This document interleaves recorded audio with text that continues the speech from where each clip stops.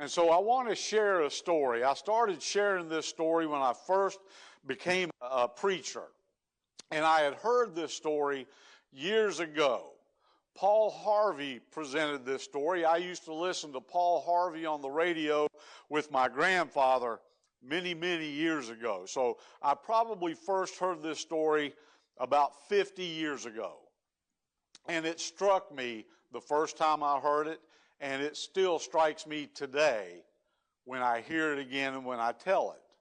But the story goes like this. There was a farmer. The farmer had a family, a wife and 3 young children. The wife and the 3 children went to church every Sunday. The farmer, however, did not.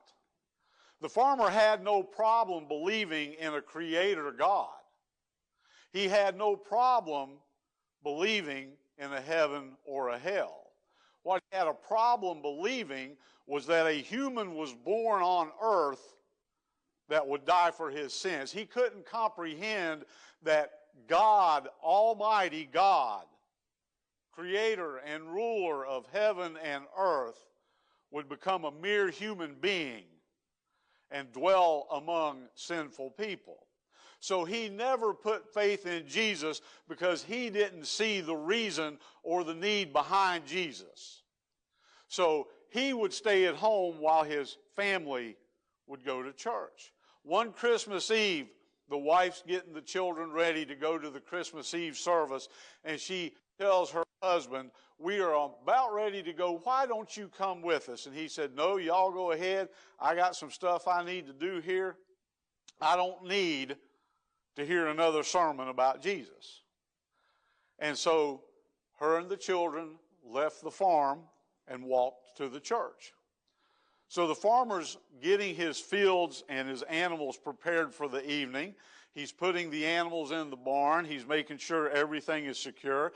And a storm comes up. And so as the storm starts, the wind starts blowing, the rain and the sleet and the snow start falling. He hurries up to finish his chores, and he goes back into the house. And he gets in the house, and he gets nice and warm and comfortable, and he sits down in his living room, and as he's enjoying the fire, he hears a noise. He wonders what that is. He gets up, and he starts looking around. Then he hears it again. He walks over to the picture window in the living room, and he sees a bird fly into the glass and fall to the ground. He says, "Oh my goodness, these birds, they're thinking that they can find shelter in my house and they're hitting this window." So he says, "I know what I'll do. I'll go open up my barn and I'll allow the birds to go into my barn." So he goes out into the elements, in the wind and the rain and the sleet and the snow. He opens up the barn doors. He lights a lantern in the barn so the birds can see the light to fly towards it, but they don't fly towards it. They keep flying towards his house. They're going the wrong way.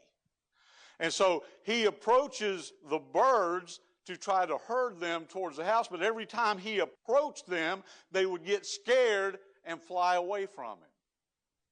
And yet more birds kept coming, kept hitting the window, and kept falling to the ground. But every time the farmer would approach the birds, he would frighten them, and they would fly away. So he's looking at these birds, and he thinks to himself, if there was just some way I could be less threatening to these birds, if I could just become a bird for a moment, I could lead these birds to safety. At that moment, he heard the bells at the church start ringing. And it came to him exactly why God had to come to earth as a human being in order to save the lost people of earth.